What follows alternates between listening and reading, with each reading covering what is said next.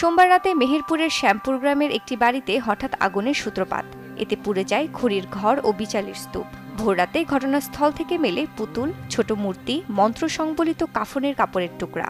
পুতুলটির গায়ে ক্ষত বিক্ষত চিহ্ন ও একাধিক পিন দিয়ে আটকানো। এরপর থেকেই আতঙ্ক ছড়িয়ে পড়ে মনিরুলের পরিবারে। শঙ্কিত হয়ে পড়ে গ্রামের মানুষেরা। এলাকাবাসীর দাবি এটি কালা জাদু, যার প্রভাবে অসুস্থ হয়ে পড়বে পরিবারের সদস্যরা। এর আগেও এই বাড়িতে বেশ কয়েকবারই এমন ঘটনা ঘটেছে। নিঃসন্দেহে জাদুটনার কাজ, এবং যে করেছে সে অবশ্যই মানুষের আওতায় পড়ে না।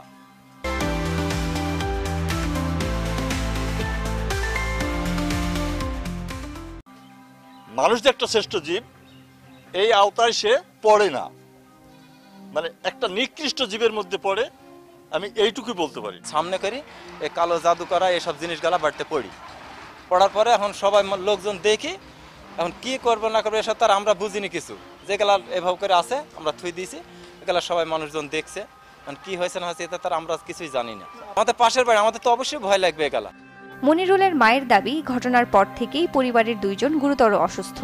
একজন রাজশাহী মেডিকেল কলেজ হাসপাতালে চিকিৎসাধীন রয়েছেন। কালো জাদুর কারণেই এ ধরনের ঘটনা ঘটেছে বলে দাবি তাদের। ছেলের বাড়িতে বারবার পুতুল ফেলছে, আবার কাফুন দিয়ে জড়াইছে, আবার বলছে উল্টো করে লেখি বলছে যে তোকে কাফুনে যাইতে হবে। আমরা ভয়ে বাড়িতে দাঁড়াইতে পারছি। আমরা তো এই জিনিস কোনোদিনই দেখিনি, বুদ্ধি বয়সও দেখিনি।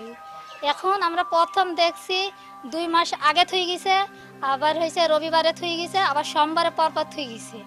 আবার দুর্ঘটনা ঘটাছে রাত 3টের সময় আমার ভাইয়ের বাসা আগুন দিছে। 2 সপ্তাহ হয়ে যাচ্ছে। আমার ধরেন আমার কাছে আমি বুঝতে পারছি যে আমার গা হাত জ্বলাপোড়া করছে, আমার শরীর অসুস্থ হয়ে যাচ্ছে, আমি মানসিক ভার হারিয়ে ফেলছি, মানে আমি সময়ে ভালো সময়ে মন্দ। তবে কালো জাদু ইসলামে সম্পূর্ণ নিষিদ্ধ। আর চিকিৎসকরা বলছেন এর কোনো বৈজ্ঞানিক ভিত্তি নেই। অসুস্থ হলেই দ্রুত হাসপাতালে নিয়ে আসার পরামর্শ তাদের।